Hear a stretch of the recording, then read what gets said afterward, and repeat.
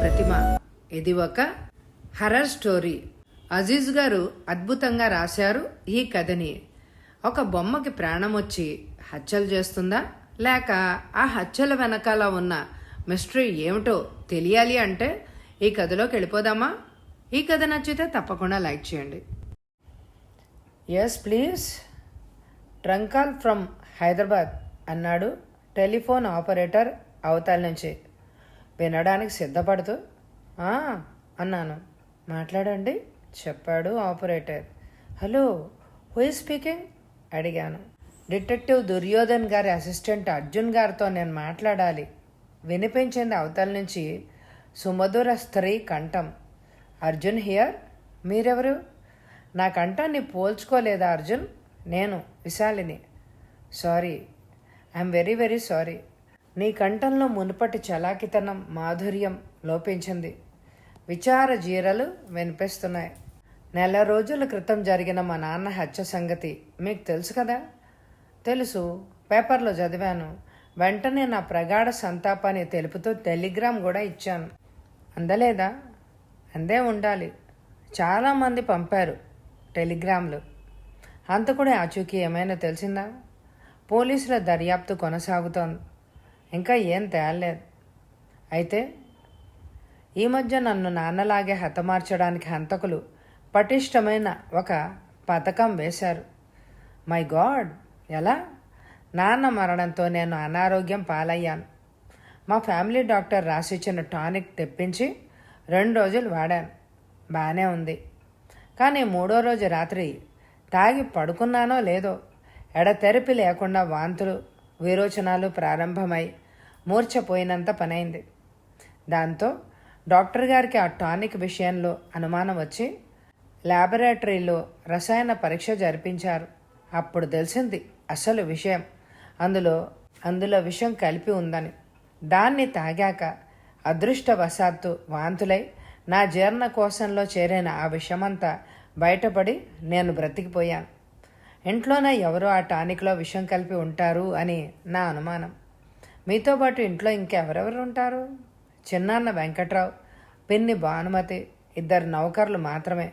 దయచేసి మీరు డిటెక్టివ్ దుర్యోధన్ గారు ఇద్దరూ వచ్చి కొంతకాలం మా ఇంట్లో ఉండి హంతకుల్ని పట్టుకోవాల్సిందిగా అభ్యర్థిస్తున్నాను. దుర్యోధన్ గారు ఒక కేసు పని మీద 2 రోజుల క్రితమే బెంగళూరు వెళ్ళారు. నేను ఒక్కడనే రాగలను. మనం పరాయి వాళ్ళం కాం. యూనివర్సిటీలో క్లాస్మేట్స్మి, మంచి మిత్రులం. మీ గురించి మీకన్నా నాకే ఎక్కువ ఆందోళనగా ఉంది. శాయశక్తిలా ప్రయత్నించి మీ శత్రువుల్ని పట్టి చట్టపు కూరలకు అప్పగించే వరకు విశ్రమించను. సరేనా? Thanks, many many thanks. ఎప్పుడు బయలుదేరుతున్నారు మరి?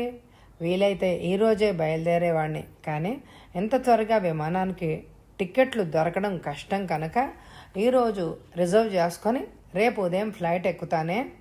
మధ్యాహ్నానికల్లా మీ ఇంట్లో ఉంటాను. ఆల్ రైట్, మీకోసం ఎదురు చూస్తూ ఉంటాను. ఓకే, సీ యూ అంటూ రిసీవర్ దించి ఆలోచనలో పడ్డాను. మధ్యాహ్నం 3 గంటల ప్రాంతంలో బేగంపేట ఎయిర్పోర్ట్లో దిగింది విమానం.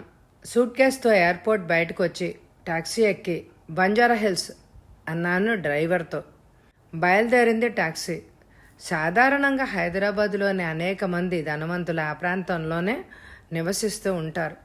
అక్కడే ఉంది విశాలి ఇల్లు. ఆమె తండ్రి మధుసూదన్ రావు గారికి ఇటు సికింద్రాబాదులోనూ అటు హైదరాబాదులోనూ 4 పెద్ద పెద్ద బట్టల షాపులు ఉన్నాయి. విశాలి ఆయనకి ఒక్కగానొక్క కూతురు. లేత వయసులోనే తల్లిని కోల్పోయిన విశాలిని ఎంతో అపురూపంగా చూసుకునేవారు ఆయన. ఉస్మానియా యూనివర్సిటీలో నేను ఎంఏ చేస్తున్నప్పుడు ఆమె నా క్లాస్మేట్. నా అపరాధ పరిశోధనలో మొదటి నుంచి నాకున్న ఆసక్తి దృష్ట్యా ఆ తర్వాత నేను క్రిమినాలజీలో డిప్లొమా తీసుకుని ప్రఖ్యాత డిటెక్టివ్ దుర్యోధన్ గారి వద్ద అసిస్టెంట్గా ఉద్యోగం సంపాదించగలిగాను. టాక్సీ బంజారా హిల్స్ చేరుకుంది. డ్రైవర్కు సూచనలు ఇస్తూ విశాలి ఇంటికి తీసుకెళ్లాను. చాలా ఎత్తైన ప్రదేశంలో ఉంది వారి బంగ్లా. బంగ్లా ముందు విశాలమైన కాంపౌండ్, అందమైన పూల తోట ఉన్నాయి. మెయిన్ గేట్ గుండా కాంపౌండ్లోకి తిరిగింది టాక్సీ. అక్కడ ఇంకా చాలా కార్లు ఆగి ఉన్నాయి. ఎంతోమంది ఇంట్లోకి వెళ్తూ వస్తూ కనిపిస్తున్నారు. లోపల ఏదైనా పార్టీ జరుగుతోందా ఆలోచిస్తూ టాక్సీ దిగి డ్రైవర్కి బిల్లు పే చేసి సూట్ కేసుతో ఇంట్లోకి నడిచాను. పోర్టికోల్లో అడుగు పెడుతుండగా ఇంట్లోంచి బయటకు వస్తూ కనిపించాడు ప్రదీప్. విశాలలాగే అతను కూడా యూనివర్సిటీలో నా క్లాస్మేటే. నన్ను చూడగానే అర్జున్ ఎప్పుడొచ్చావు అడిగాడు సంభ్రమంతో. ఇదే రావడం. ఇంట్లో చాలా సందడిగా ఉన్నట్టుందే, ఏదైనా విందు జరుగుతోందా? విశాలి ఎక్కడ అడిగాను అతడితో కరచాలనం చేస్తూ. లోపలుంది రా చూపిస్తాను అంటూ నా భుజం మీద చేవేసి లోపలికి తీసుకెళ్లాడు ప్రదీప్. హాలు కుడి పక్కన ఒక గది ఉంది. అతిథులు ఆ గదిలోకే వస్తూ పోతున్నారు. నన్ను ఆ గదిలోకి తీసుకెళ్ళి చూడు విశాలిని, మన స్నేహితురాల్ని అంటూ నేల మీదకి చూపాడు ప్రదీప్. అంతే, నా చేతిలో ఉన్న సూట్ కేస్ జారి కింద పడింది. నేల మీద మెడ వరకు దుప్పటి కప్పి పడుకోబెట్టి ఉంది విశాలి శవం. తలకి అటు ఇటు అగరబత్తులు వెలుగుతున్నాయి. పండితులు భగవద్గీత పఠనం చేస్తున్నారు తగ్గు స్వరంలో.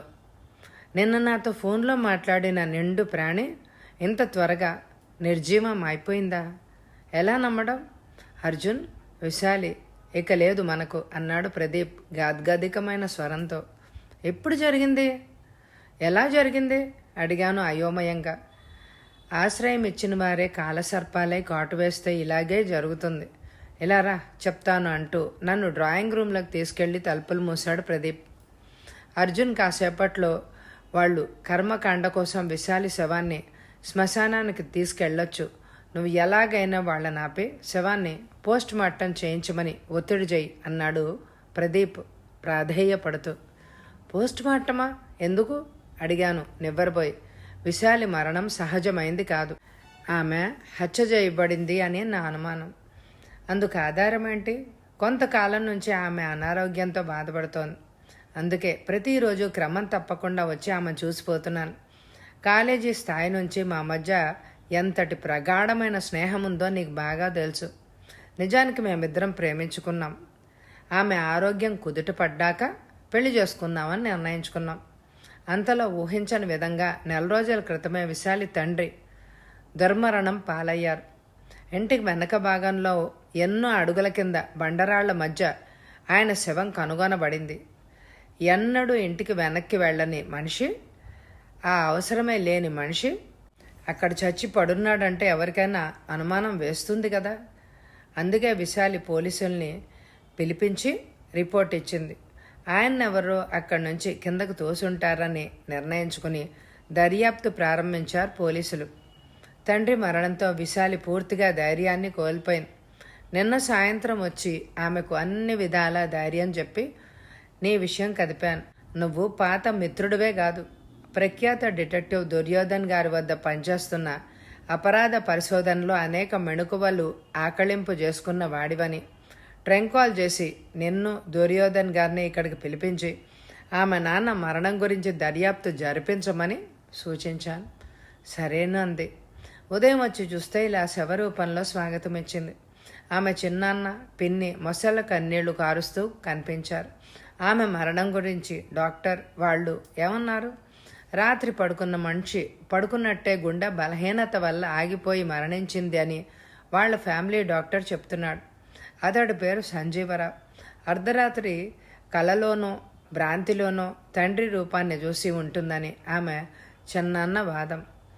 4 రోజుల క్రితమే ఆమె తండ్రి చనిపోవడం, ఆ వెంటనే ఆమె కూడా మరణించడం అనుమానాస్పదంగా లేదు.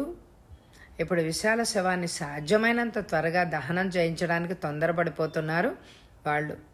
ఆ విధంగా ఆధారాలు రూపు మాసిపోతాయని అందుకే అంటున్నాను. శవాన్ని పోస్ట్మార్టం చేయిస్తే అసలు రహస్యం బయటపడుతుందని. ఈ 2 మరణాల వెనక విశాల చిన్నాన్న వెంకట్రావు, అతని భార్యహస్తం ఉందని నాకు గట్టి నమ్మకం. ఆ మరణాలతో వారికి ఒరిగేదేంటి? మరీ అంత అమాయకంగా మాట్లాడక. విశాలి తండ్రి పుట్టుకతో ధనవంతుడు కాదు, స్వయం కృషితో నిరంతర దీక్షతో ఈ స్థితికి ఎదిగాడు. తమ్ముడు వెంకట్రావుడిని మొదటి నుంచి తన దగ్గరే ఉంచుకొని పోషించాడు, పెళ్లి కూడా చేశాడు. అతను అన్నకు వ్యాపారంలో చేదోడు వాదోడుగా ఉంటే అతడి భార్య ఇంటి పనులు చూసుకునేది. మధుసూదన్ రావు విశాలి ఇద్దరు మరణిస్తే ఆస్తి యావత్తు దగ్గరి బంధువులైన వాళ్ళకేగా లభించేది. నీ అనుమానాన్ని డాక్టర్ ముందు వ్యక్తం చేయలేదా? చేశాను. విశాలి మరణం సహజమైందే అంటున్నాడు అతను. ఆ భార్యాభర్తలిద్దరూ అతన్ని బుట్టలో వేసుకుని డబ్బుతో నోరు నొక్కేశారని నా అనుమానం. వాళ్ళను హంతకులుగా నిరూపించడానికి బలీయమైన ఆధారాలు కావాలి కదా. పోస్ట్ మార్టంతో ఆ ఆధారాలు లభించి తీరతాయి కదా. చట్టపరంగా విశాలి శవాన్ని పోస్ట్ మార్టం చేయమని కోరే ఏ అధికారం ఆమె ఫ్యామిలీ డాక్టర్కు చిన్నాన్నకే తప్ప వారు నిరాకరించిన పక్షంలో ఏ న్యాయమూర్తి కూడా శవాన్ని పోస్ట్ మార్టం చేయమని ఆదేశింపజాలడు. తెలుసు. అందుకే నేను ఏ న్యాయమూర్తి సహాయం కానీ పోలీసుల సహకారం కానీ అర్థించడం లేదు. నిన్ను వేడుకుంటున్నాను. ఈ రంగంలో నీకు మంచి అనుభవం ఉంది. చట్టపరమైన లొసుగులు బాగా తెలుసు నీకు. ఏదో ఒక మార్గం వెతకమని వేడుకుంటున్నాను అన్నాడు ప్రదీప్ చేతులు జోడిస్తూ. అతడి మీద జాలేసింది నాకు. మనసారా ప్రేమించి పెళ్లి చేసుకోవాలి అనుకున్న ప్రేయసి ఇలా అర్ధంతరంగా చనిపోతే ఎంతటి వాడికైనా మనసు చలించడం సహజం. ప్రదీప్ విషయంలోనూ అదే జరిగింది. అతని అవతారం చూస్తుంటే మతి చెలించిన వాడిలాగా కనిపిస్తున్నాడు. ఏ వైపు నుంచి ఆలోచించినా అది సంభవంగా తోచడమే లేదు. ప్రదీప్, అయినా నేను వెంకట్రావుతో మాట్లాడి ఒప్పించడానికే ప్రయత్నిస్తాను. ఈ విధంగా తన నేరం మీద ముసుగు తొలగిపోవడానికి ఎవరొప్పుకుంటారు? నీకన్నా ముందు నేనే అతనితో మాట్లాడి ఒప్పించడానికి ప్రయత్నించాను. ఏమన్నాడో తెలుసా? విశాలి మరణానికి మూల కారణం మ్యూజియం గదిలో ఉన్న ఆమె బొమ్మేనట. బొమ్మ? అదేమిటి? అడిగాడు నోరు తెరుస్తూ. నీకు తెలీదా? పోనీ విశాలి నాన్నకు ఈ జంట నగరాల్లో 4 పెద్ద బట్టల షాపులున్న సంగతైనా నీకు తెలుసు కదా. నగరంలో ప్రతి బట్టల షాపు యందు నిలువెత్తు అద్దాల బీరువాలు, వాటిలో కస్టమర్లను ఆకర్షించడానికి మనిషిని పోలిన అందమైన స్త్రీలను పోలిన బొమ్మలుంచి వాటికి విలువైన చీరలు చుట్టి నిలబెడతారు కదా. అలాంటి అందమైన బొమ్మలు ఎన్నో మధుసూదన్ రావు గారి బట్టల షాప్ ముందు ఉన్నాయి. అలాంటి బొమ్మలంటే ఆయనకు ఎంతో మక్కువ ఉండేది. అందుకే ఒక్కో షాప్లో 4 బొమ్మలు అవసరమైతే వివిధ భంగిమల్లో 8 చేయించి మిగతా వాటికి ఖరీదైన చీరలు చుట్టి ఇంట్లో ఓ గదిని బొమ్మల మ్యూజియంగా మార్చి అందులో వాటిని అందంగా అమర్చారు. అప్పుడే ఆయనకు ఒక ఐడియా వచ్చి మూసపోసినట్టు తన కూతురి పోలిన బొమ్మను చేయించి దానికి విశాలిలాగే బట్టలు తొడిగించి మ్యూజియం గదిలో మిగతా బొమ్మల మధ్య ఉంచి చూసుకుంటూ మురిసిపోయేవాడు. అయితే ఆ బొమ్మను చూసినప్పుడల్లా అది తనను తీవ్రంగా అసహించుకుంటున్నట్టు స్ఫురిస్తోందని, ఏదో ఒక రోజు అది తన ఆత్మను కబళించేస్తుంది అన్న భ్రాంతి కలుగుతోందని చెప్పేది విశాలి నాతో. నవ్వి, అటువంటి అర్థం లేని భ్రమలు పెట్టుకోవద్దని కొట్టిపారేశాను. ఆ సంగతి ఆమె నోటితోనే కాదు, ఇంట్లో అందరితోనూ చెప్పిందేమో. ఇప్పుడు ఆమె చనిపోయింది కనుక వెంకట్రావు ఆ విషయాన్ని ఆధారంగా చేసుకుని ఆమె చావుకు కారణం ఆ బొమ్మే అయి ఉంటుందని అర్థం లేని అనుమానం వ్యక్తం చేస్తున్నాడు.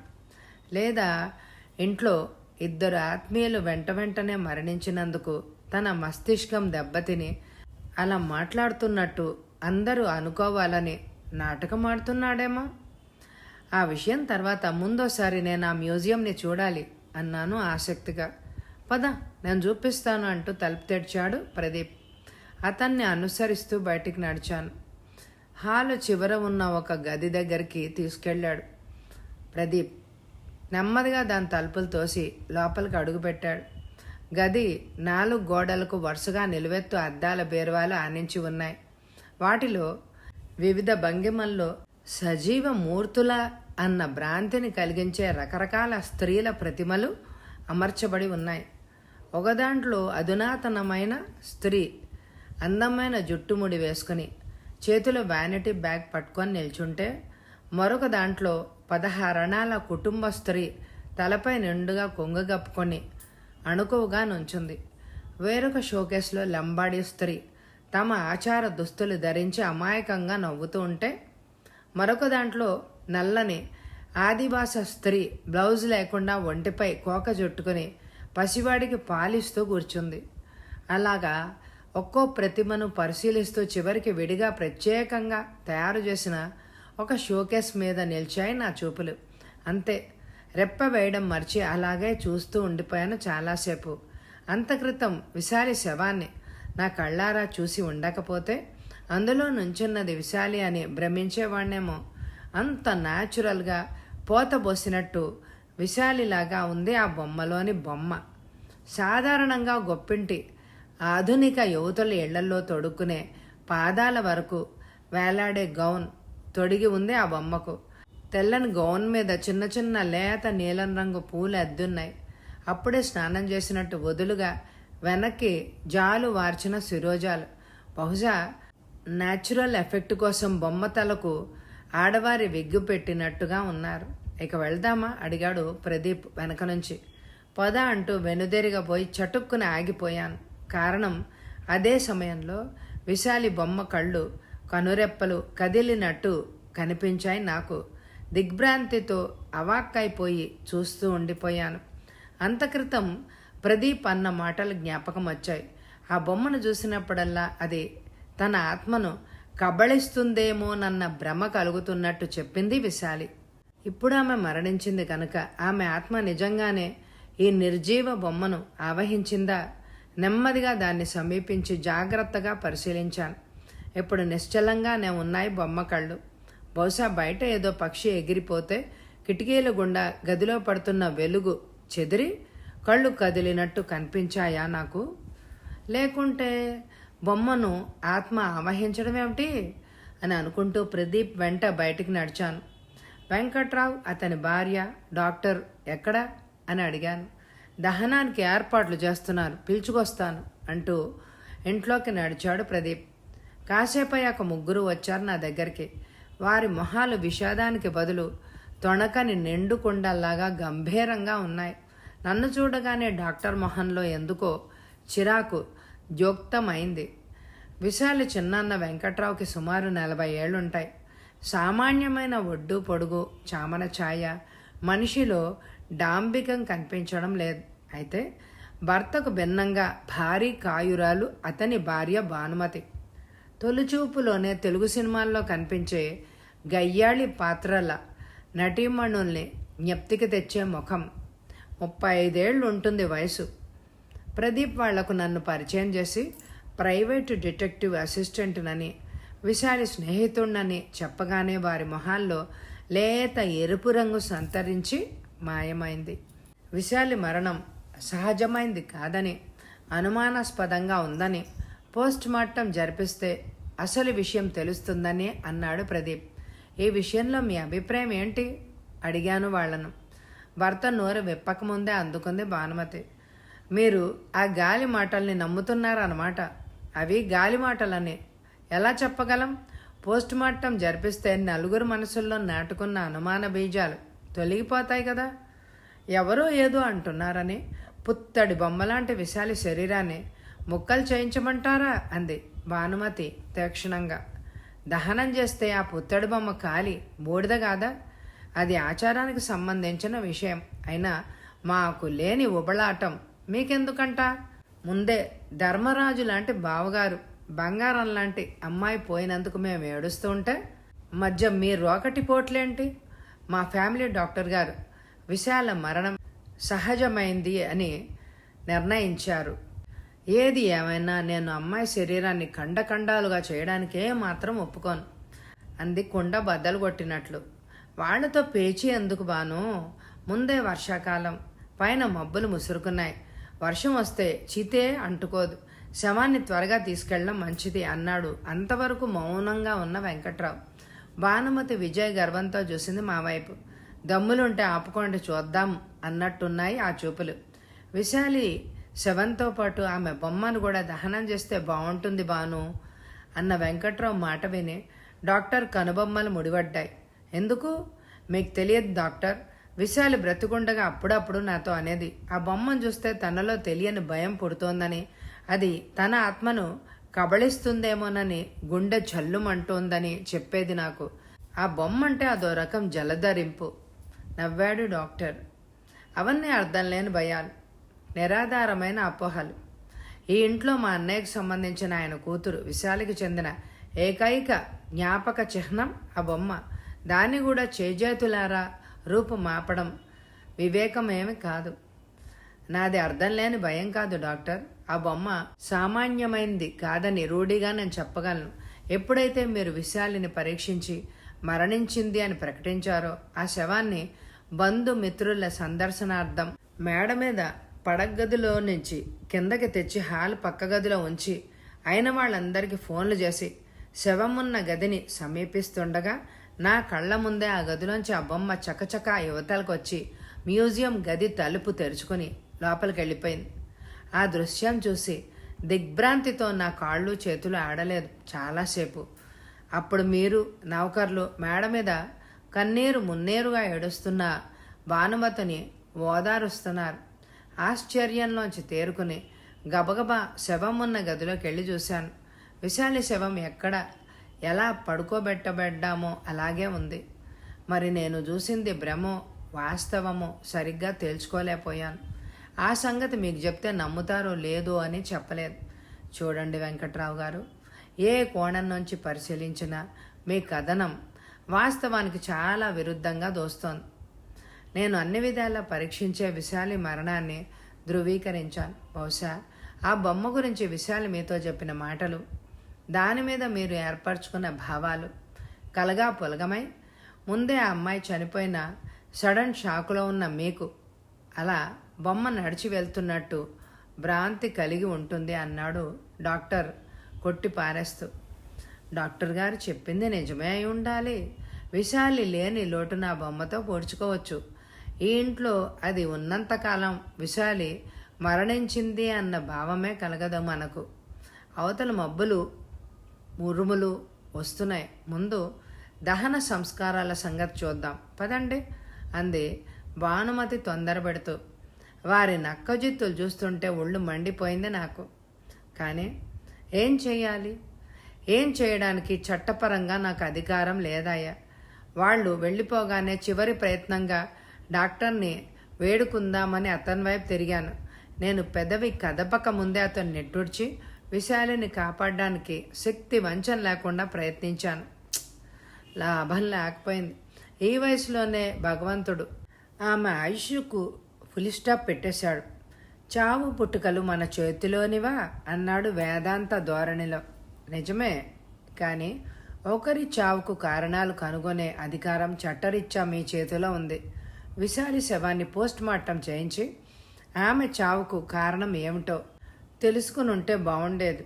అంటే మీ ఉద్దేశం నేను నా విద్యుక్త ధర్మంలో నిర్లక్ష్యంగా ఉంటానన్నా? ఎప్పుడు ఏది చేయాలో ఏది చెయ్యకూడదో మీరు నాకు నేర్పని అవసరం లేదు. పోస్ట్ మార్టం అవసరమైతే ఇంతవరకు రానిచ్చేవాణ్ణా? విశాలి మరణం గుండె ఆగిపోవడం వల్ల జరిగింది. దట్స్ ఆల్ అంటూ శవం ఉన్న గది వైపు నడిచాడు డాక్టర్. ప్రదీప్ వైపు చూసి నెట్టూడ్చాను. ఇక చేసేదేమీ లేనట్టుగా. శ్మశానంలో విశాలి శవానికి దహన సంస్కారాలు పూర్తి చేసి ఇల్లు చేరేసరికి సంధ్య చీకట్లు ముసురుకున్నాయి. అప్పటికే ఆ ఇంట్లో అల్ప వ్యవధిలోనే అనూహ్య పరిస్థితిలో తండ్రి కూతుళ్ల మరణాలు సంభవించడంతో బంధుమిత్రులు జడిసి ఆ ఒక్క రాత్రి కూడా అక్కడ బస చేయడానికి భయపడి మూటా ముల్లె సర్దుకొని వెళ్ళిపోయారు. 7:30 ప్రాంతంలో ప్రారంభమైంది వర్షం, భారీ వర్షం. ఇక ఆ ఇంట్లో నేను, ప్రదీప్, వెంకట్రావు, భానుమతి తప్ప మరెవ్వరూ లేరు. ప్రదీప్ పరిస్థితి చాలా దయనీయంగా ఉంది. కళ్ళు గుంటలు పడి మొహం పీక్కుపోయి జుట్టంతా చెదిరి పిచ్చివాడిలాగా కనిపిస్తున్నాడు. అందరిలా మేమిద్దరం ఎప్పుడు బయటకెళ్తామా అని ఎదురు చూస్తున్నారు వెంకట్రావు, భానుమతి. డిటెక్టివ్ దుర్యోధన్ గారి సాంగత్యం వల్ల సంతరించుకున్న నా అనుభవం ఆ ఇంట్లో ఎక్కడో ఏదో అనూహ్యమైన మర్మం దాగి ఉందని పదే పదే హెచ్చరిస్తోంది నన్ను. అందుకే అన్నాను కావాలని. నేను వెళ్లాల్సిన మద్రాసు విమానం రేపు ఉదయం 9 గంటలకి బయలుదేరుతుంది. అందులో వెళ్ళిపోవాలి అని అనుకుంటున్నాను. ఈ రాత్రికి ఇక్కడే గడిపి. భానుమతి మొహం చిటపటలాడింది అయిష్టంతో. అయినా మర్యాద కోసం నోరు మెదపలేదు. అలాగే, దానికేం భాగ్యం? మరో 2 రోజులు ఉండే వెళ్ళండి. మేడపైన అన్నయ్య గది ఖాళీగానే ఉంది, మీ బస కోసం వాడుకోండి అన్నాడు వెంకట్రావు. థ్యాంక్స్ అంటూ ప్రదీప్ వైపు తిరిగి, నువ్వు బాగా అలసిపోయినట్టున్నావు, ఇంటికెళ్ళి విశ్రాంతి తీసుకో, రేపు ఉదయం కలుద్దాం అన్నాను. అలాగే వస్తాను, గుడ్ నైట్ అంటూ నీరసంగా బయటకు నడిచాడు ప్రదీప్. మా ఆకలి చచ్చిపోయింది, మీరు భోజనం చేస్తానంటే ఏర్పాటు చేస్తాం, సమయానికి నౌకర్లు కూడా లేరు, శ్మశానం నుంచే ఇంటికి వెళ్ళిపోయారు అన్నాడు వెంకట్రావు. అబ్బే, ఈ పరిస్థితిలో ఆకలి కూడానా? స్నానం చేసి విశ్రాంతి తీసుకోవాలి, గది చూపించండి అన్నాను. మీరు స్నానం చేసేలోగా పాలు కాచి పంపిస్తానే అంది భానుమతి. వెంకట్రావు మేడ మీదకి దారి తీశాడు. సూట్ కేసు అందుకొని అతన్ని అనుసరించాను. మేడ మీద ఒక గదిలోకి తీసుకెళ్ళి, అదే అన్నయ్య గది, బాత్రూమ్ కూడా ఉంది లోపల అన్నాడు. సూట్ కేసు టేబుల్ మీద పెట్టి థ్యాంక్స్ అన్నాను. స్నానం చేయండి, పాలు పట్టుకొస్తాను అంటూ వెళ్ళిపోయాడు అతను. తలుపు దగ్గరగా వేసి బట్టలు విప్పి లుంగీ చుట్టుకొని టవల్ సోప్తో బాత్రూంలోకి నడిచాను. షవర్ కింద తృప్తిగా స్నానం చేసి చారల చొక్కా నైట్ పైజమా తొడుక్కున్నానో లేదో ట్రేలో పెద్ద సైజు పాల గ్లాసు, ఒక బిస్కెట్ ప్యాకెట్ పట్టుకొచ్చి, ఈ రాత్రికి వీటితో సరిపుచ్చుకోండే అన్నాడు వెంకట్రావు. పర్వాలేదు, అనవసరంగా మిమ్మల్ని శ్రమ పెడుతున్నాను, it's all right, good night అంటూ బయటికి నడిచాడు. తలుపు మూసి పాల గ్లాస్ అందుకున్నాను. బిస్కెట్ తినబుద్ధి కాలేదు. పాలు తాగి సిగరెట్ అంటించి బాల్కనీ వైపు నడిచాడు.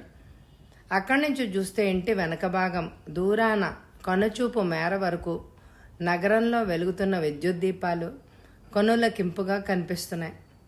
ఇప్పుడు వర్షం తగ్గుముఖం పట్టింది. సన్నని తుంపరగా పడుతోంది. చేతి గడియారం చూసుకున్నాను. 8:30. సిగరెట్ పీకను బాల్కనీ గుండా అవతలకు విసిరి మంచం వైపు నడిచాను. గదిలోని లైట్ ఆర్పి 0 వోల్ట్ వెలిగించి పక్క మీద వాలాను. ముందే కొత్త ప్రదేశం, పైగా అనూహ్యమైన సంఘటనలతో నిండిన గృహం. ఎలా పడుతుంది నిద్ర? తీవ్ర ఆలోచనలతో సతమతమవుతూ పక్కపైన అటు తిరిగి ఒత్తిగిల్లుతూ దాదాపు 2 గంటలు తంటాళ్ళు పడ్డా నిద్ర పట్టకపోయేసరికి లాభం లేదని లేచి కూర్చున్నాను మంచం మీద. అక్కడి నుంచి బాల్కనీ గుండా బయటి దృశ్యం స్పష్టంగా కనిపిస్తోంది. ఇప్పుడు ఆకాశంలో మబ్బులు పూర్తిగా పల్చబడ్డాయి. ఆ మబ్బుల్లోంచి వెన్నెల కూడా వెలికి వచ్చి పరుచుకుంది పరిసరాలపై. మసక చీకట్లో కూర్చుని అటు ఇటు చూస్తున్న వాణ్ణల్లా ఒక్కసారి ఉలిక్కిపడ్డాను. కారణం, బయట ఇంటి వెనక ఏదో తెల్లని ఆకారం కదులుతున్నట్టు అనిపించింది. ఒక్క ఉదుటిన మంచం దిగి బాల్కనీ దగ్గరికి నడిచాను. ఇప్పుడు ఆ ఆకారం స్పష్టంగా కనిపిస్తోంది. నడకను బట్టి ఇట్టే పోల్చుకోగలను. అది స్త్రీ ఆకారం. ఇప్పుడు ఆ ఇంట్లో నేను, వెంకట్రావు, భానుమతి తప్ప మరెవ్వరూ లేరు. కొంపదీసి భానుమతిగాక ఇంట్లో మరో స్త్రీ కూడా ఉందా? లేక ఆమె భానుమతేనా? అవును, భానుమతే. ఒడ్డు పొడుగు అలాగే ఉన్నాయి, రోడ్ రోలర్ లాగా. అర్ధరాత్రి పూట ఇంటి వెనక్కి ఎందుకు వచ్చిందామె? ఏం చేయడానికి? ఊపిరి బిగబట్టి ఆశ్చర్యంతో అట్టే చూడసాగాను. గదిలో లైట్ ఆర్పడం చాలా మంచిదైంది. లేకుంటే బాల్కనీలో నుంచున్న నన్ను ఆమె తప్పక చూసి ఉండేది. వడివడిగా నడుస్తూ కొంత దూరంలో అడ్డదిడ్డంగా పెరిగిన సీతాఫలం చెట్ల వైపు వెళ్తోంది భానుమతి. సరిగ్గా అక్కడే కింద అగాధంలో పడిపోయి చనిపోయాట విశాల తండ్రి మధుసూదన్ రావు. ఆ సంగతి తెలిసి అర్ధరాత్రి అంత నిర్భయంగా భానుమతి అసలు అక్కడికి ఎందుకు వెళ్తోంది? ఆలోచిస్తున్న వాణ్ణల్లా ఒక్కసారి తొళ్ళిపడ్డాను. భానుమతిని అనుసరిస్తూ ఇప్పుడు మరొక ఆకారం వచ్చింది ఇంటి వెనక్కి. కళ్ళు చిట్లించి చూశాను. అది కూడా స్త్రీ ఆకారమే. పాదాల వరకు వేలాడుతున్న తెల్లని గౌనం. భానుమతి కన్నా 2-3 అంగుళాలు పొట్టిగా సన్నగా ఉన్న ఆ ఆకారాన్ని, ఆ గౌన్ని అది వరకెక్కడో గుర్తురాగానే గుండె జల్లుమంది. విశాలి కొన్ని గంటల క్రితం నా కళ్ళ ముందు శ్మశానంలో దహనం చేయబడ్డ విశాలి ఇప్పుడు సజీవంగా. ఏమిటి మాయ? ఎలా సంభవం ఇది? కళ్ళు నలుపుకొని మళ్ళీ చూశాను. సందేహం లేదు, విశాలే. అప్పుడు గింగురు మన్నాయి నా బుర్రలో వెంకట్రావు అన్న మాటలు. విశాలి ఆత్మ ఆ ప్రతిమను ఆవహించింది.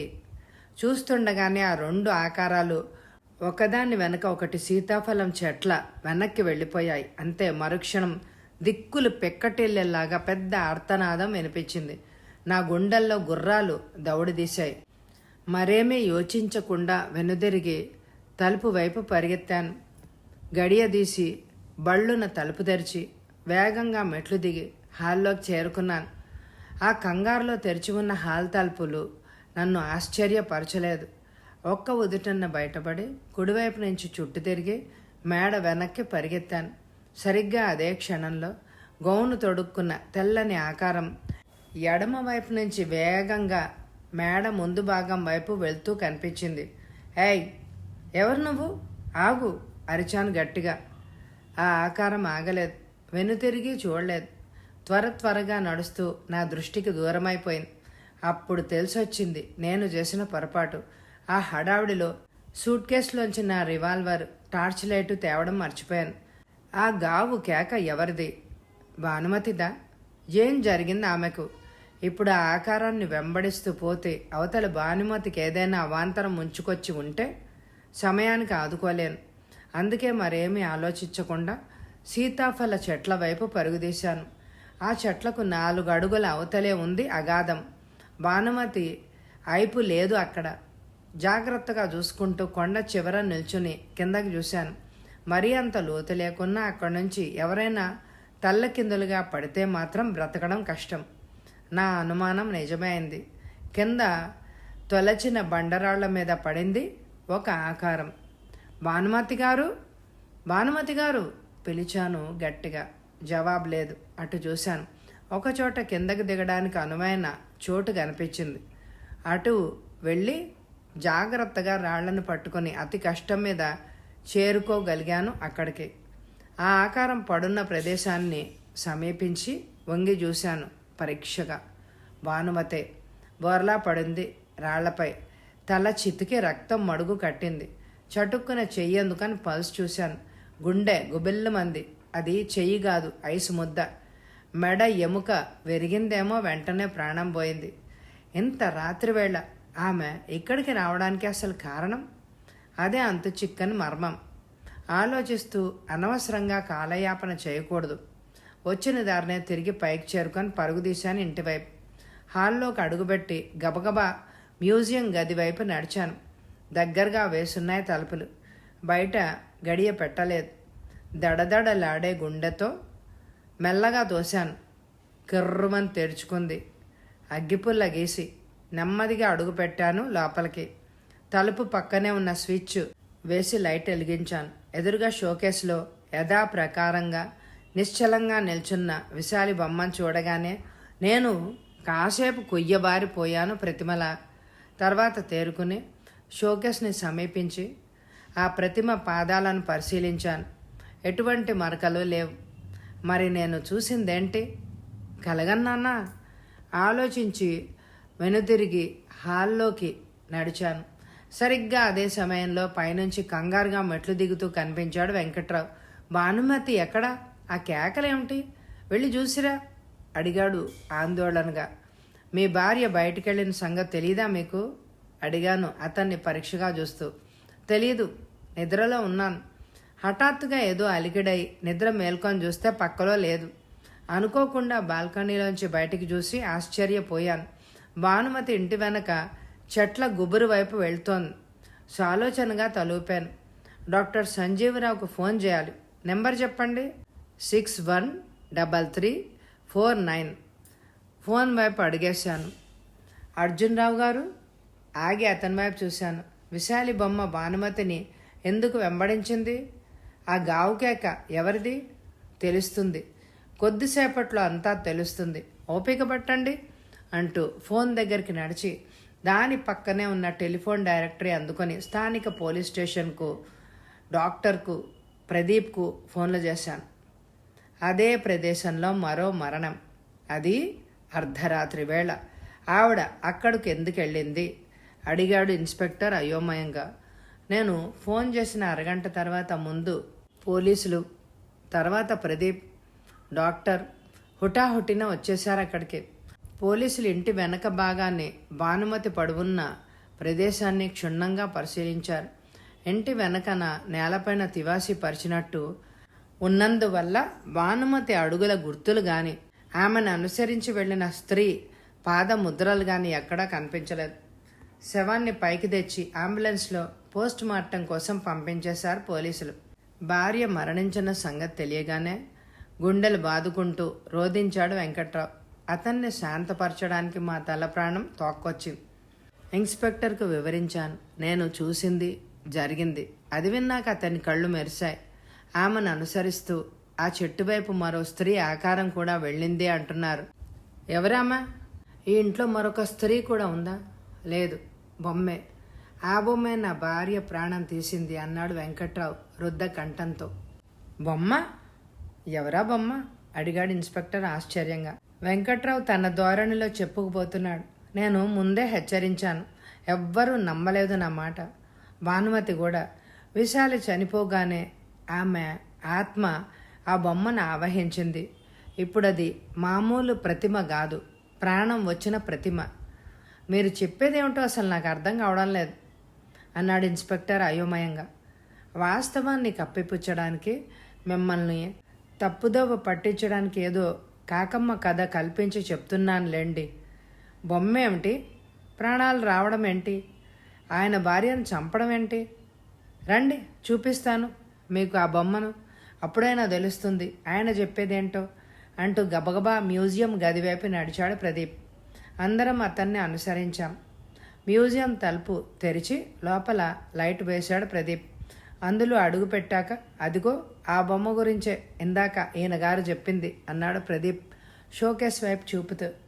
ఇన్స్పెక్టర్ అడుగులో అడుగేసుకుంటూ దాన్ని సమీపించి అందులోని ప్రతిమను చాలాసేపు పరిశీలించి వెంకట్రావు వైపు చూశాడు అనుమానంగా. తర్వాత నా వైపు తిరిగి, భానుమతి గారిని వెంబడిస్తుండగా మీరు చూసిన బొమ్మ ఇదేనా అడిగాడు వ్యంగ్యంగా. ఇదేనని నేను అనడం లేదు. ఒడ్డు పొడుగు తొడుక్కున్న గౌను అచ్చం ఎలాగే ఉన్నాయా అన్నాను. మీరుగాక కేవలం వెంకట్రావే తన భార్యనెవరో వెంబడించడం చూశానని చెప్పుంటే మనస్థిమితం తప్పి అతడు అలా అంటున్నాడు అని అనుకునేవాణ్ణి. మీరు అతని వాదనను బలపరుస్తున్నారు కనుక అంత అయోమయంగా ఉంది. ఈ ప్రాణం లేని ప్రతిమ ఏంటి? ఆయన భార్యను వెంబడించడం ఏంటి?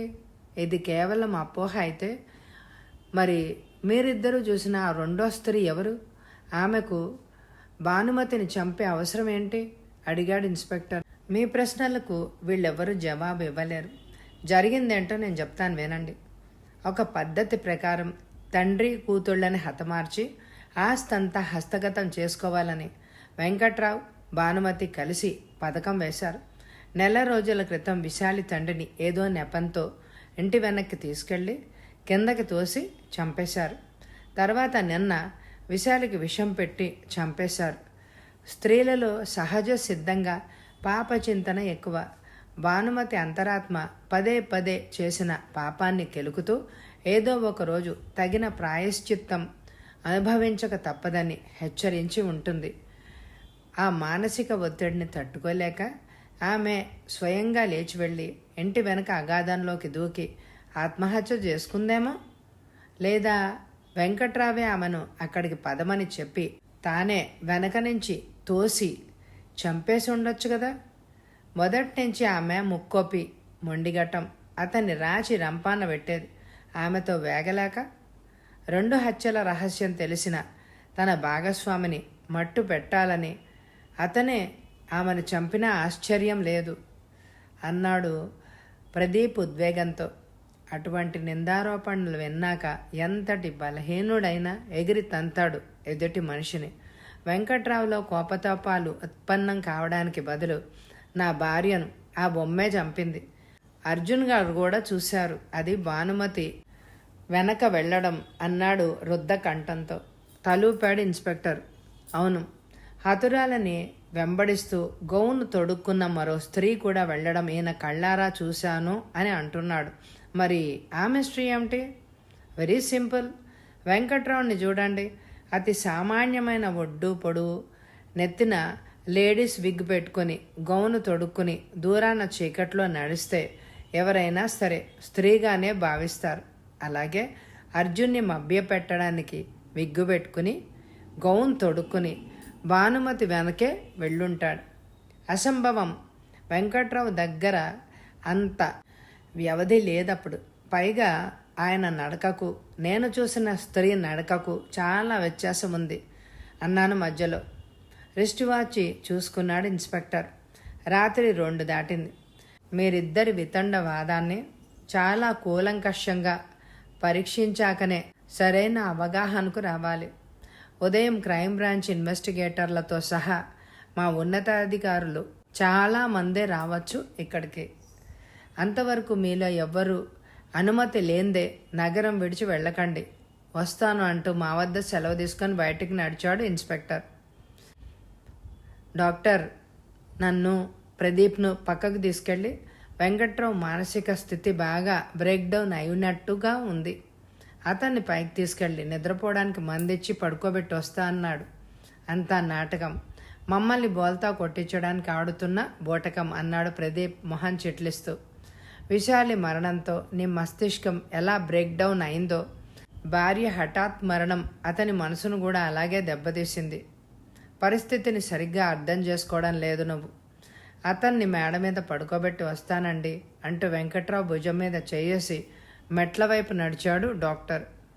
ఎంతైనా వాళ్ళ తొత్తువే కదా నువ్వు. వాడిని వెనకేసుకున్నాక ఏం చేస్తావు? అంతవరకు మరుగవుతున్న డాక్టర్ మీద అక్కసంతా వెళ్ళగక్కాడు ప్రదీప్. అతన్ని డ్రాయింగ్ రూమ్లోకి తీసుకెళ్లి కూర్చోబెట్టాను.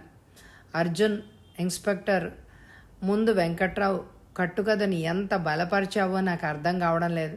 ఇంట్లో భానుమతి తప్ప మరో స్త్రీ లేనప్పుడు ఆమెను వెంబడిస్తూ ఎవరు వెళ్తారు? నువ్వు నమ్మినా నమ్మకున్నా నేను చూసింది మాత్రం నిజం. ఇన్స్పెక్టర్ ఎగతాళి పట్టిస్తాడని నేను చెప్పలేదు, కానీ భానుమతిని వెంబడించిన ఆకారాన్ని చూసిన మరుక్షణం విశాలి బ్రతికొచ్చిందా అన్నంత భ్రమ కలిగింది నాకు. ఆమెను మన కళ్ళ ముందే దహనం చేశారు గనక వెంకట్రావు అన్నట్టు ఆ బొమ్మకే ప్రాణం వచ్చి భానుమతిని చంపేసిందా అని అనిపిస్తోంది. అర్థం పర్థం లేకుండా వాగి నాకు కోపం తెప్పించక. నీ వాదాన్ని ఈ ఆధునిక జగత్తులో ఎవరైనా నమ్ముతారా? నమ్మడం అటుంచి పగలబడి నవ్వుతారు. నువ్వు చదువుకున్న వాడివి, పైగా అపరాధ పరిశోధకుడివి. నువ్వే ఇలా మాట్లాడుతుంటే నీ తెలివితేటల మీద జాలేస్తోంది నాకు. నేను జవాబిచ్చేలోగా డాక్టర్ వచ్చాడు అక్కడికి. వెంకట్రావుకు మత్తుమంది ఇచ్చి పడుకోబెట్టాను. అలసటగా ఉంది, వెళ్ళి విశ్రాంతి తీసుకుంటాను. ప్రదీప్ ఇక్కడే ఉంటావా నువ్వు అడిగాడు. అర్జున్తో మాట్లాడొస్తాను, మీరు వెళ్ళండి. డాక్టర్ నా వైపు చూసి మిస్టర్ అర్జున్ ఇలా రండి అన్నాడు. లేచి ఆయన వెంట బయటికి నడిచాను. పోర్టిగోలో ఆగి ఉంది ఆయన కారు. సిగరెట్ అంటించి తర్వాత అడిగాడు, మీరు నిజంగా భానుమతిని వెంబడిస్తూ ఏదైనా ఆకారాన్ని చూశారా? అవును. అంతేకాదు, ఆ ఆకారం విశాలి బొమ్మదేనని కూడా అనుమానంగా ఉంది. డాక్టర్ నవ్వి, చూడండి, ఈనాటి విజ్ఞానం ఎట్టి పరిస్థితిలోనూ ఈ వాదాన్ని నమ్మదు. అయితే ఈ విషయంలో ఒక సూచన మాత్రం ఇవ్వగలను. కొందరు ఒక రకం మానసిక రుగ్మత కారణంగా తాము ఊహించుకున్నదల్లా ప్రత్యక్షంగా వీక్షిస్తున్నట్టు అనుభూతి పొందుతారు. ఇంట్లో విశాలి శవాన్ని మీరు కళ్ళారా చూశారు. తర్వాత శ్మశానంలో ఆమె అంత్యక్రియలు కూడా చూశారు. కాలి బూడిదైన మనిషి ఆత్మ జీవం లేని బొమ్మలో విలీనం కావడం హాస్యాస్పదం కాదా? మరి వెన్నెల వెలుగులో నేను చూసిందంటే గదిలో మీరు ఒంటరిగా ఉన్నారు. మీ మస్తిష్కంలో విశాలి రూపము, ఆమె గురించిన ఆలోచనలు తప్ప మరో జాసే లేదు. భానుమతి కనిపించిన వెంటనే ఆమె వెనక విశాలి కూడా నడిచి వెళ్ళినట్టు మిమ్మల్ని భ్రాంతికి గురి చేసింది మీ మస్తిష్కం. వెంకట్రావు విషయంలో కూడా సరిగ్గా ఇలాగే జరుగుంటుంది. సరే, వస్తాను, సియ్యూ అంటూ కారు ఎక్కి స్టార్ట్ చేసి వెళ్ళిపోయాడు డాక్టర్. కారు దూరం అయ్యే వరకు అక్కడే నుంచున్నాను నేను. నెమ్మదిగా హాల్లోకి వెళ్ళి డ్రాయింగ్ రూమ్లోకి అడుగుపెట్టాను. ప్రదీప్ నీరసంగా అలాగే కూర్చున్నాడు సోఫాలో. నన్ను చూడగానే ఏమన్నాడు డాక్టర్ అని అడిగాడు. నేను చెప్పడానికి నోరు తెరిచాను, అంతే. పైన మేడమించి ఒళ్ళు జలజరించి గావు కేక వినిపించింది. ఇద్దరం తుళ్ళిపడ్డాం. అది వెంకట్రావు కంఠం. ప్రదీప్ హరియప్ అంటూ తలుపు వైపు పరుగు తీశాను. ఇప్పుడు పైనుంచి గట్టిగా మూలుగు వినిపిస్తున్నాయి. ప్రదీప్ కూడా భయంతోటి నా వెనుక పరుగెత్తుకుని వచ్చాడు. ఇద్దరం అదరా బదరా మెట్లకి మేడ మీదకి చేరుకున్నాం. వెంకట్రావు గది తలుపు మూసి ఉంది. అంతవరకు వినిపిస్తున్న మూలుగులు ఇప్పుడు స్తంభించిపోయాయి. గట్టిగా తోశాను తలుపుని. భళ్ళుమని తెరుచుకుంది. ఇద్దరం లోపలికి వెళ్ళి నిర్ఘాంతపోయాం. వెంకట్రావు మంచం మీద వెల్లికెలా పడున్నాడు. గుండెలో పిడి వరకు దిగబడి ఉంది బాకు. అతడి కుడి చెయ్యి ఆ బాకు పిడిని పట్టుకునుంది. మెరుపులా మంచాన్ని సమీపించి అతడి పల్స్ చూశాను. స్తంభించిపోయింది. ఆత్మహత్య. ప్రదీప్ కంఠం వణికింది. అన్నను, విశాలిని, భార్యను చంపాక పట్టుబడతానేమోనన్న భయంతో, పాప భీతితో ఇతని మతి చలించింది. ఈ రాత్రి భార్యను చంపాక తన అంతరాత్మ నోరు నొక్కడంలో విఫలుడై విరక్తి చెంది తనను తానే పొడుచుకున్నాడు. డాక్టర్ ఇందాకే చెప్పెళ్ళాడు కదా, ఇతనికి మత్తుమందించి నిద్రపుచ్చానని. మత్తుమందు ప్రభావంతో నిద్రపోతున్న వ్యక్తి ఆత్మహత్య ఎలా చేసుకోగలడు? నిస్సందేహంగా ఈ పని విశాల ప్రతిమే చేసి ఉంటుంది అంటూ గబగబా తలుపు దగ్గరికి పరిగెత్తి నడవలో అటు ఇటు తొంగి చూశాను. ఎవ్వరూ లేరు. ప్రదీప్ వైపు తిరిగి, నేను డాక్టర్ వెంట పోర్టిగోల్లోకి వెళ్ళినంతసేపు నువ్వు డ్రాయింగ్ రూమ్లోనే ఉన్నావా అని అడిగాను. తలూపాడు. నువ్వు తిరిగొచ్చే వరకు లోపలే కూర్చున్నాను. అదే అదనుగా భావించి విశాలి బొమ్మ మ్యూజియం గదిలోంచి బయటకొచ్చి నిశ్శబ్దంగా మేడ మీదకి చేరి నిద్రలో ఉన్న వెంకట్రావుని పొడిచేసి ఉండాలి. గావు కేక వినిపించగానే మనం క్షణం కూడా వృధా చేయకుండా పైకొచ్చాం. మధ్యలో ఆ బొమ్మ మనకు ఎదురుపడలేదు అంటే అది ఇంకా మ్యూజియంలోకి వెళ్ళలేదన్నమాట. పద, దానికన్నా ముందు మనం అక్కడికి వెళ్ళి కూర్చుందాం. అది రాగానే రెడ్ హ్యాండెడ్గా పట్టుకోవచ్చు అన్నాను ఉద్వేగంతో. నాకు పిచ్చి పట్టిందేమో అన్నట్టు అనుమానంగా చూశాడు ప్రదీప్. అనవసరంగా ఆలస్యం చేయక పద అంటూ బయటికి నడిచాను. వెంకట్రావు శవమున్న గదిలో ఇక ఉండలేక గబగబా నన్ను అనుసరించాడు ప్రదీప్. ఇంట్లో సూది పడితే వినిపించేంత నిశ్శబ్దం ఆవహించి ఉంది. బొమ్మ ఉనికి కూడా లేదక్కడ. క్షణాల్లో మెట్లు దిగి మ్యూజియం గదిని సమీపించాం. తలుపు ఎప్పటిలాగా వేసింది. తోశాను. తెరుచుకుంది. లోపలికి అడుగుపెట్టి నిర్ఘాంతపోయాం. షోకేషు ఖాళీ. ప్రతిమ లేదు. అది చూడగానే భయంతో ప్రదీప్ కళ్ళు విప్పారాయి. తలుపుల్ని తిరిగి యథాప్రకారం దగ్గరగా మూశాను. చూసావా, నా అనుమానం ఒట్టి అనుమానం కాదని. ఇప్పుడైనా నమ్మకం కుదిరిందా నీకు? లేదు. మనల్ని తప్పుదారి పట్టించడానికి ఎవరో దాన్ని బయటికి తీసుకెళ్లి ఉంటారు అన్నాడు ప్రదీప్ కంఠంలో ఆత్మవిశ్వాసాన్ని అరువు తెచ్చుకుంటూ. ఇంట్లో ఉన్నది మన ఇద్దరమే. డాక్టర్ నా కళ్ళ ముందే కారులో వెళ్ళిపోయాడు. మనకు తెలియకుండా ఇంట్లో ఎవరో ఉన్నారేమో. అతడి మాటల్ని పట్టించుకోకుండా గదిలో ఉన్న లైట్ ఆర్పడానికి స్విచ్ మీద చెయ్యేశాను. లైట్ ఎందుకు ఆర్పుతున్నావు అడిగాడు ప్రదీప్ భయంగా. ఇష్యూ మాట్లాడక, అదిగో బయట నుంచి ఎవరో ఇటే వస్తున్నారు, అడుగుల చప్పుడు వినిపిస్తోంది అంటూ చటుక్కున స్విచ్ ఆఫ్ చేశాను. గదిలో గాఢాంధకారం. అంధకారం. ప్రదీప్ ఏదో అనడానికి నోరు తెరిచి వెంటనే మూసుకున్నాడు. ఆ అడుగుల చప్పుడు తలుపును సమీపించింది. అప్పటికే ఆ నిశ్శబ్ద వాతావరణంలో నెమ్మదిగా తెరుచుకుంటున్న తలుపు శబ్దం ఒళ్ళు జలజరింపజేసింది. బాగా బెదిరిపోయినట్టు వేగంగా పీల్చి వదులుతున్న ప్రదీప్ ఉచ్ఛ్వాస నిశ్వాసాలు స్పష్టంగా వినిపిస్తున్నాయి నాకు. తలుపు పూర్తిగా తెరుచుకుంది. ఎవరో లోపలికి అడుగుపెట్టారు. యథాప్రకారం మళ్ళీ మూసుకుంది తలుపు. మా పక్క నుంచి ఒక ఆకారం నడిచి వెళ్తున్నట్టు బట్టల సరసర చప్పుడు చాలా స్పష్టంగా వినిపిస్తోంది. అది నేలను తాకుతూ రాసుకుంటున్న గౌను చప్పుడు. నా చెయ్యి అప్రయత్నంగా లైట్ స్విచ్ మీదకి వెళ్ళింది. మళ్ళీ అప్రయత్నంగానే దాన్ని ఆన్ చెయ్యవద్దు అని నిర్ణయించుకున్నాను. ఆ ఆకారం షోకేస్ వైపు వెళుతున్నట్టు సరసరా చప్పుడు వినిపిస్తోంది చీకట్లో. భయం వల్ల కాబోలు ప్రదీప్ కంఠంలోంచి విచిత్రమైన శబ్దం వెలికి వచ్చింది. అంతే, చటుక్కున ఆగిపోయింది ఆ ఆకారం. ఊపిరి బిగబట్టి చూడసాగాను. 2 క్షణాల తర్వాత ఆ ఆకారం మళ్ళీ షోకేస్ వైపు వెళ్తున్న చప్పుడు. ఆ వెంటనే మెల్లగా దాని అద్దాల తలుపు తెరుచుకున్న సవ్వడి. ప్రదీప్లో ఇక సహన శక్తి నశించినట్టుంది. అర్జున్, లైట్ వేయి అన్నాడు వణుకుతూ. నేను పలకలేదు, లైట్ కూడా వేయలేదు. షోకేస్ తలుపు చప్పుడు మళ్ళీ వినిపించింది. అంటే మూసుకుందన్నమాట. ప్రదీప్ ఇక ఆగలేకపోయాడు. చట్ మంటూ అతడి చేతిలోని లైటర్ వెలిగింది. ఆ లైటర్ పట్టుకున్న అతని చెయ్యి ఎండు టాకులాగా వణికిపోయింది. ఆ షోకేస్ వైపు చూశాడు. దిగ్భ్రాంతితో నా కళ్ళు విప్పారాయి. విశాల ప్రతిమ వచ్చేసింది. అర్జున్, ప్రతిమ ఎలా వచ్చింది లోపలికి? నువ్వు తెచ్చావా? భయం వల్ల, షాక్ వల్ల విచక్షణ జ్ఞానం నశించినట్టుంది ప్రదీప్లో. నేను ఎలా తెస్తాను? బయట నుంచి అడుగుల శబ్దం వినిపిస్తున్నప్పుడు మనిద్దరం గదిలోనే ఉన్నాం కదా అన్నాను. తల తిప్పి షోకేస్ వైపు చూశాడు ప్రదీప్. భయంతో గావు కేక పెట్టాడు. ఆ అదురుకు అతడి చేతిలో ఉన్న లైటర్ కింద పడిపోయింది. మళ్ళీ చీకటి, చిమ్మ చీకటి. ప్రదీప్, ఏమైంది? ఎందుకలా అరిచావు అడిగాను ఆశ్చర్యంగా. ఆ బొమ్మ నన్ను ఉరిమి చూసింది. దాని కన్నుబొమ్మలు కూడా కదిలాయి. నీకు ప్రియమైన విశాలి బొమ్మే కదా, ఎందుకంతగా భయపడాలి? ఇక్కడే ఉండు, నేను హాల్లోకి వెళ్ళి డాక్టర్కి, పోలీసులకి ఫోన్ చేసి వస్తాను. వద్దు, నువ్వే ఉండిక్కడ, నేను వెళ్ళి ఫోన్ చేసి వస్తాను అంటూ తలుపు వైపు నడవబోయాడు ప్రదీప్. అతడు చేయి పట్టుకున్నాను.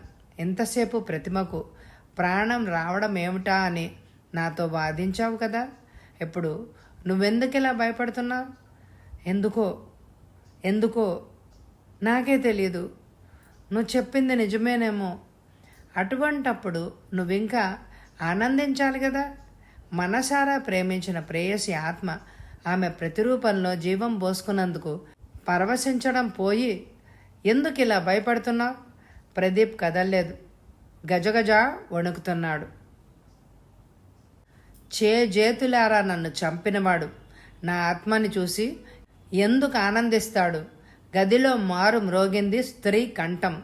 వెంటనే పోల్చుకున్నాను ఆ కంఠాన్ని. అది విశాలి కంఠం. నిన్ను చంపింది ప్రదీప? నోరు తెరిచాను దిగ్భ్రాంతితో. అవును, అతనే. అంతేకాదు, నా తండ్రిని, పిన్ని, భానుమతిని, చిన్నాన్నను చంపింది కూడా అతనే. ఏంటి నువ్వు అంటుంది? ఇంతమందిని చంపితే ఇతనికి ఒరిగేదేంటి అడిగాను నివ్వెరబోతూ. ఆస్తి, నాకు చెందిన యావదాస్తి. నీకు చెందిన ఆస్తి ఇతనికి ఎలా సంక్రమిస్తుంది? ఇతనికి నీకు సంబంధం ఏంటి? భార్యాభర్తల సంబంధం. వాట్? అవును, 3 నెలల క్రితం మేము రహస్యంగా రిజిస్టర్ ఆఫీస్లో పెళ్లి చేసుకున్నాం. చీకట్లో ప్రదీప్ చేయి పట్టుకున్నాను గట్టిగా. ప్రదీప్, చెప్పు, నిజం చెప్పు, ఇదంతా నిజమేనా? అతడు పలకలేదు, వణికిపోతున్నాడు. నువ్వు కాదన్నా రిజిస్టర్ ఆఫీస్లో కనుక్కుంటే తెలిసిపోతుంది. చెప్పు, విశాలి నువ్వు పెళ్లి చేసుకున్నారా? రెట్టించాను. ప్లీజ్ బయటికి పద, ఈ విషయాలు బయట కూడా మాట్లాడుకోవచ్చు. ఈ గదిలో ఇక ఒక్క క్షణం కూడా నేను ఉండలేను అన్నాడు నన్ను తలుపు వైపు లాగుతూ. ఒడిసి పట్టుకున్న అతన్ని. వీల్లేదు, ఇక్కడే చెప్పాలి. త్వరగా చెప్పు అరిచాను. అంతలో షోకేస్ తలుపులు తెరుచుకున్న శబ్దం వినిపించింది. ప్రదీప్ గింజుకోసాగాడు. రక్కుతున్నాడు నా చేతుల్ని. అంత మాత్రాన నా ఉక్కు పిడికిళ్ళు అతన్ని వదిలి పెడతాయా? అనవసరంగా ఆయాస పడక నిజం చెప్పు, విశాలిని పెళ్లి చేసుకున్నావా? అవును, చేసుకున్నాను. గత్యంతరం లేనట్టు నీరసంగా పలికాడు. విశాలిని, ఆమె తండ్రిని, భానుమతిని నువ్వే చంపావా? మౌనం. ఇప్పుడు షోకేస్ తలుపులు పూర్తిగా తెరుచుకుంది. అదిగో విశాలి ఆత్మ బొమ్మ రూపంలో వచ్చేస్తోంది. నిన్ను చంపి తన ప్రతీకారాన్ని తీర్చుకుంటుంది. నువ్వు ఆమెను కాదు, ఆమె ఐశ్వర్యాన్ని ప్రేమించావని, ఆ ఐశ్వర్యాన్ని కైంకర్యం చేసుకోవడానికే ఆమెతో రహస్య పెళ్లి నాటకం ఆడావని ఇప్పుడు అర్థమవుతోంది. ముందు ఆమె తండ్రిని తుదముట్టించి తర్వాత ఆమెను చంపేశావు. నీ మీద ఎవ్వరికి అనుమానం రాకుండా ఆమె శవాన్ని పోస్టుమార్టం జరిపించాలని, వెంకట్రావు దంపతుల మీద అనుమానం మళ్లించాలని అద్భుతమైన నాటకం ఆడావు.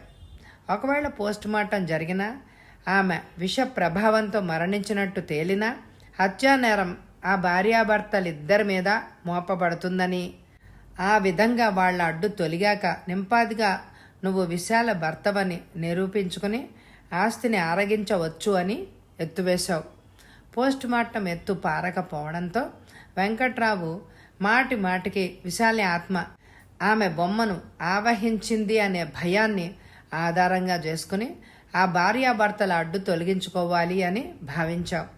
ఈ రాత్రి భానుమతిని ఇంటి వెనక అగాధంలోకి తోసి చంపేశావు. దానికి తోడు నేను, వెంకట్రావు, భానుమతిని వెంబడించిన విశాలి ప్రతిమను చూడ్డం కూడా కలిసొచ్చింది. అయితే భానుమతి వంటి మనిషిని ఇంటి వెనక్కి ఎలా రప్పించావో ఇప్పటికీ నాకు అర్థం కావడం లేదు. ఆ తర్వాత వెంకట్రావును మేడపైన పడుకోబెట్టి డాక్టర్ కిందకి రావడం, నన్ను బయటికి తీసుకెళ్లడంతో ఆ అవకాశాన్ని జార వేడ్చుకోకుండా పిల్లిలాగా మేడ మీదకెళ్ళి అతడి గుండెల్లో బాకు దింపి శరవేగంతో తిరిగి డ్రాయింగ్ రూమ్లోకి వచ్చి కూర్చున్నాం. అదే సమయంలో నేనక్కడికి రావడం, పైన వెంకట్రావు చావు కేక వినిపించడం జరిగింది. మత్తుమందు ప్రభావంలో పడున్న వెంకట్రావుకు తన గుండెల్లో దిగిన బాకు సంగతి వెంటనే తెలియలేదు. చివరి క్షణంలో అతడి మత్తు వదిలి మస్తిష్కం జాగృతమై మరణ భయాన్ని సూచించింది. అందుకే అంత ఆలస్యంగా అతని కేక వినిపించింది. మనం పైకెళ్ళి చూసేలోగా అతని ప్రాణం పరలోకానికి ప్రయాణమైంది. అది కూడా పాపభీతితో ఆత్మహత్య చేసుకున్నాడు అని చెప్పావు. అయితే మత్తుమందు ప్రభావంలో ఉన్న వ్యక్తి ఆత్మహత్య ఎలా చేసుకుంటాడు? అంతేకాదు, డాక్టర్ పట్ల నువ్వు నాలో ఏర్పరిచిన అనుమానం కూడా అప్పుడే తొలగిపోయింది. ఈ వ్యవహారంలో డాక్టర్కు సంబంధం ఉంటే వెంకట్రావుకు మత్తుమంది ఇచ్చి పడుకోబెట్టానని ఆయన నాతో చెప్పేవాడే కాదు. ఆ విధంగా వెంకట్రావు మరణాన్ని ఆయన ఆత్మహత్యగా ఎలా చిత్రించగలిగాడు? నా మాట ఇంకా పూర్తి కాలేదు. షోకేస్ దగ్గర నుంచి విశాలి ప్రతిమ మమ్మల్ని సమీపిస్తున్నట్టు గౌను గరగర శబ్దం వినిపించసాగింది. అర్జున్, ప్లీజ్ నన్ను కాపాడు, వెంటనే నన్ను బయటికి తీసుకెళ్ళు. భయంతో ప్రదీప్ ఒళ్ళు జల్జరిస్తోంది. చేసిన నేరాన్ని ఒప్పుకుంటేనే నీ ప్రాణాలు కాపాడేది. చెప్పు, విశాలిని, ఆమె తండ్రిని, వెంకట్రావును, భానుమతిని ఎవరు చంపారు? నేనే చంపాను. అంతే. బయట నుంచి ఎవరో భళ్ళున తోశారు తలుపుల్ని. మరుక్షణం 4-5 లోపలికి వచ్చినట్టు బూట్ల శబ్దం వినిపించింది. నేను ఆశ్చర్యంలోంచి తేరుకోకముందే చెక్కుమని వెలిగింది లైట్. స్విచ్ మించి చెయ్యి తీస్తున్న డాక్టర్ సంజీవరావుని, పోలీసుల్ని చూసి చెకుతిండి అయిపోయాను. ఆ షాక్ని తట్టుకోలేక ప్రదీప్ అమాంతం కుప్పకూలి మూర్చపోయాడు. వారి సంగతి అలా ఉంచి నాకు చేరువలోనే నిల్చున్న విశాలిని చూసి నోరు తెరిచాను. ఆమె బొమ్మ విశాలి కాదు, పంచ ప్రాణాలు ఉన్న పరిపూర్ణమైన విశాలి. విశాలి, నువ్వు బ్రతికే ఉన్నావా? అడిగాను దిగ్భ్రాంతితో. ఆమె నవ్వింది. అవును, బ్రతికే ఉన్నాను. మరి నేను చూసిన శవము, శ్మశానంలోని అంత్యక్రియలు? అది నేను కాదు, మూస పోసినట్టు నన్ను పోలిన నా నిర్జీవ ప్రతిమ. అసలు నేరస్తుల్ని పట్టుకోవడానికి నేను మరణించానని ప్రకటించి నా ప్రతిమకు అంత్యక్రియలు జరిపించి డాక్టర్ గారే ఈ నాటకమంతా ఆడించారు. ప్రదీప్ను రహస్యంగా పెళ్లి చేసుకునే అగత్యం ఎందుకొచ్చింది నీకు? మొదటి నుంచి నాన్నకి ఇతని మీద సదాభిప్రాయం లేదు. చదువుకునే రోజుల్లోనే నాకు నచ్చజెప్పేవారు ఇతడితో స్నేహం పెంచుకోవద్దని. అయినా నేను ఆయన మాటలు పట్టించుకోలేదు. ప్రేమ గుడ్డిది అంటారు, అందుకేనేమో. చదువు పూర్తయ్యాక ఒకరోజు నాన్నతో మా పెళ్లి ప్రస్తావన ఎత్తాను. ససేమేరా వీల్లేదన్నారు. తన మిత్రుడి కొడుక్కి నన్ను ఇవ్వదలిచినట్టు కూడా చెప్పారు. దాంతో నాలో పంతం పెరిగింది. దానికి తోడు ఇతను కూడా నన్ను రహస్యంగా పెళ్లి చేసుకుందామని, ఆ పెళ్లిని కొంతకాలం గోప్యంగా ఉంచి ఆ తర్వాత నిదానంగా నాన్నకు తెలిపితే ఆయనే రాజీకి వస్తాడని నూరిపోశాడు. పూర్తిగా ఇతని మాయలో పడ్డ నేను వెంటనే అందుకు ఒప్పుకున్నాను. స్నేహితులతో విహారయాత్ర సాకు చెప్పి హనీమూన్ కూడా వెళ్ళొచ్చాం. ఆ తర్వాత 4 రోజుల క్రితం హఠాత్తుగా నాన్న చనిపోయారు. ఆయన మరణాన్ని ప్రమాదవశాత్తు జరిగిన సంఘటనగానే భావించాను. నాన్న మరణంతో ఇతను మా ఇంటికి రావడానికి ఏ ఆటంకం లేకపోయింది. ఇప్పుడైనా మా పెళ్లి విషయాన్ని లోకానికి తెలపడం మంచిదని చెప్పాను. కొన్నాళ్ళు పోయాక అందరినీ పిలిచి శాస్త్రోక్తంగా మళ్ళీ పెళ్లి చేసుకుందాం అని చెప్పాడు. అది మంచిదే అని ఊరుకున్నాను. నాన్న మరణంతో మనసు బాగాలేక నేను బాగా నీరసించిపోయానని డాక్టర్ గారు ఒక టానిక్ రాసిచ్చాడు. అది తాగిన 2 రోజులు ఏమీ జరగలేదు. 3వ రోజు తాగి పడుకోగానే విపరీతమైన వాంతులు, విరోచనాలు ప్రారంభమయ్యాయి. వెంటనే డాక్టర్ గారికి ఫోన్ చేసి పిలిపించాడు చిన్నాన్న. ఎంతో ప్రయత్నం మీద నన్ను ఆయన కాపాడగలిగారు. ఆ టానిక్ మీద ఎందుకో ఆయనకి అనుమానం వేసింది. వెంటనే దాన్ని ల్యాబొరేటరీలో పరీక్ష చేయించారు. అప్పుడు తెలిసింది అసలు రహస్యం. టానిక్లో విషం కలిపి ఉందని. అది చిన్నమ్మల పని అయి ఉంటుందని డాక్టర్ గారికి నాకు పూర్తిగా అనుమానం బలపడింది. కారణం, నాతో పాటు ఇంట్లో ఉండేది వాళ్ళిద్దరే గనక. అంతేకాదు, నాన్న మరణానికి కూడా వాళ్లే కారణమై ఉంటారేమోనన్న సందేహం కూడా కలక్కపోలేదు. అయితే నిజాన్ని ఎలా నిరూపించడం, వారి నోట నేరాన్ని ఎలా ఒప్పించడం ఆలోచించి ఒక పథకం తయారు చేశారు డాక్టర్ గారు. నిన్న ఉదయం ఎంతకీ నా గది తలుపులు తెరుచుకోకపోవడంతో చిన్నాన్న తలుపులు తోసి లోపలికి వచ్చారు. ఆయన రాక కోసం ఎదురు చూస్తున్న నేను ఊపిరి బిగబట్టి అచేతనంగా మంచం మీద పడుకున్నాను. ఎంత పిలిచినా పలకలేదు. దాంతో ఆయన కంగారుపడి డాక్టర్ గారికి ఫోన్ చేశారు. ఆయన వచ్చి నన్ను పరీక్షించి మరణించినట్టు ప్రకటించారు. తర్వాత నన్ను డ్రాయింగ్ రూమ్లో పడుకోబెట్టారు. డాక్టర్ గారు ఇంట్లో వాళ్ళని అటు ఇటు పంపి ఇక్కడున్న నా ప్రతిమను మోసుకెళ్ళి డ్రాయింగ్ రూమ్లో నా స్థానంలో పడుకోబెట్టారు. మెడ వరకు దుప్పటి గప్పేసి అక్కడి నుంచి తప్పుకున్నారు. చిన్నాన్న మేడ మెట్లు దిగి డ్రాయింగ్ రూమ్ వైపు వస్తుండగా ఆయనకు కనిపించేలాగా ఈ గదిలోకి వచ్చి తలుపు మూసుకుని షోకేస్లో బొమ్మలాగా నిల్చున్నాను. దాంతో అది వరకు ఆయన ముందు నేను వ్యక్తం చేసిన భయం నిజమేనని, చనిపోయిన నా ఆత్మ మ్యూజియం గదిలోని బొమ్మలో విలీనమైందని భ్రమించాడు. ఆ తర్వాత శ్మశానంలో బొమ్మను చితి మధ్య ఉంచి నిప్పంటించి వర్షం వస్తుందన్న నెపంతో అందరినీ అక్కడి నుంచి ఇంటికి తరలించారు డాక్టర్ గారు. ఆ తర్వాత అందరూ వెళ్ళిపోయాక చిన్నాన్న, మీరు, పిన్ని మేడ మీదకి వెళ్ళారు. నేను షోకేస్లోంచి బయటకొచ్చి ఈ గదిలోనే పచార్లు చేస్తూ నా తర్వాతి కార్యక్రమం గురించి ఆలోచించసాగాను. రాత్రి 10 గంటలు దాటాక ఎవరో మేడమెట్లు దిగి కిందకు వస్తున్నట్టు అడుగుల చప్పుడు వినిపించింది. తలుపు సందుల్లోంచి హాల్లోకి చూశాను. పిన్ని మెట్లు దిగి హాల్లోంచి బయటకెళ్లే తలుపు వైపు వెళ్తోంది. అంత రాత్రి ఒంటరిగా ఆమె అక్కడికెందుకు వెళ్తోందో అని ఆశ్చర్యం వేసింది నాకు. ఆమె బయటికెళ్ళాక నేను ఆ గదిలోంచి బయటపడి హాల్ తలుపు కొద్దిగా తెరిచి తొంగి చూశాను. మసక వెలుతురులో పిన్ని మేడ వెనక్కి వెళ్తూ కనిపించింది. ఆమెను కాస్త ముందుగా పోనిచ్చి పిల్లిలాగా నేను వెంబడించాను. పిన్ని మేడ వెనక సీతాఫలం చెట్టు గుబురు దగ్గరికి వెళ్ళడం చూసి నేను నివ్వరబోయాను. ఆమె కంటికి కనపడకుండా నేను ఒక పెద్ద చెట్టు మాటున నక్కి చూడసాగాను. చెట్ల కవతలు నిల్చుని ఆమె ఎవరితోనో మాట్లాడుతోంది. ఆమెతో మాట్లాడుతుంది మగ కంఠమని, అది నాకు సుపరిచితమేనని వెంటనే పసిగట్టాను. అంతే, కొద్ది క్షణాల్లోనే పిన్ని గావు కేక వినిపించింది.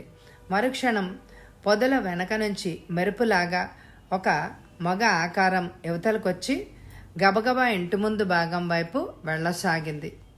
వెన్నెల మసక వెలుగుల ఆకారాన్ని పోల్చుకుని నిర్ఘాంతపోయాను. అతనెవరో కాదు, సాక్షాత్తు ప్రదీపే. పిన్ని అతన్ని అక్కడ ఎందుకు కలుసుకుంది? ఆమెకు అతడికి ఏమిటి సంబంధం? ఇంతవరకు నాకు అంతుపట్టని విషయాలు ఇవి. ప్రదీప్ ఆ పొదల దగ్గర నుంచి పిన్నిని అగాధంలోకి తోసేశాడని, సరిగ్గా ఆ ప్రదేశంలోనే నాన్న పడిపోయి ప్రాణాలు పోగొట్టుకున్నాడని, ఇంతవరకు నేను అనుమానిస్తున్నట్టు చిన్నాన్న, పిన్ని దోషులు కారని, ఆస్తి కోసం ప్రదీపే ఈ నాటకం ఆడుతున్నాడని తెలిసిపోయింది నాకు. అంతలో మేడ మీద మీరున్న గది తలుపులు భళ్ళుమని తెరుచుకోవడం విన్నాను. అంటే పిన్ని గావుకేక మీరు విని ఉంటారని, మేడ వెనక్కి రావచ్చునని భావించి గబగబా ఇంటి వైపు నడిచాను. అక్కడే మీరు మరో పక్క నుంచి మేడ వెనక్కి రావడం, నన్ను పిలవడం జరిగింది. నేను మౌనంగా ఇంట్లోకి వచ్చి తిరిగి ఈ గదిలోకి దూరి షోకేస్లో నుంచున్నాను. ఆ తర్వాత పోలీసులు, డాక్టర్ గారు, ప్రదీప్ రావడం, నన్ను చూడడం, ప్రతిమగా భావించి వెళ్ళిపోవడం జరిగింది. డాక్టర్ గారు చిన్నాన్నను మేడ మీద వదిలి కిందకొచ్చి మీతో మాట్లాడాలని బయటికి తీసుకెళ్లారు.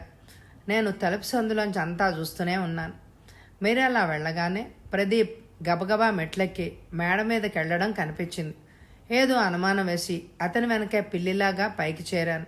అప్పటికే అతను చిన్నాన్న గుండెలో కత్తి దింపి బయటకు వస్తుండడం కూడా జరిగిపోయింది. అతడికి కనపడకుండా మెరుపులాగా మీకు కేటాయించిన గదిలో దూరి తలుపు చాటును నక్కాను. అతను కిందకెళ్ళడం, ఆ వెంటనే చిన్నాన్న గావుకేక వినిపించడం, మీరిద్దరూ పైకి రావడం, తర్వాత నన్ను పట్టుకోవాలని మ్యూజియం గదిలో దూరి తలుపులు మూసుకోవడం జరిగింది. నేను మెల్లిగా మెట్లు దిగి హాల్లోని టెలిఫోన్ ద్వారా పోలీసులకు, డాక్టర్ గారికి ఫోన్లు చేసి కొంతసేపు అయ్యాక మూసి ఉన్న మ్యూజియం గది తలుపులు తోసి చీకట్లో లోపలికి వచ్చాను. ఆ లోపల డాక్టర్ గారే పోలీసుల్ని వెంటబెట్టుకొని వచ్చి తలుపులకు అవతల నిల్చున్నారు. ప్రదీప్ తన నేరాన్ని అంగీకరించగానే లోపలికి వచ్చేశారు అంటూ ముగించింది విశాలి. ప్రదీప్ వైపు చూశాను. ఇంకా స్పృహ రాలేదు అతనికి. పోలీసులు నేలమించి అతన్ని లేపి బయటకు తీసుకెళ్లారు. అటువంటి నీచుణ్ణి ప్రేమించినందుకు, ఆయన వాళ్లను పోగొట్టుకున్నందుకు చేతుల్లో మొహం కప్పుకొని వెక్కి వెక్కి ఏడవసాగింది విశాలి. నేను డాక్టర్ చేష్టలుడిగి చూస్తూ నిల్చుండిపోయాం శిలా ప్రతిమల్లాగా. కథ సమాప్తం. ఈ కథ మీ అందరికీ నచ్చితే తప్పకుండా లైక్ చేయండి. అలాగే మీ అభిప్రాయాన్ని కామెంట్ ద్వారా తెలియచేయండి. ఎండ్ స్క్రీన్లోనూ కామెంట్ బాక్స్లోనూ లింకులు ఉంటాయి.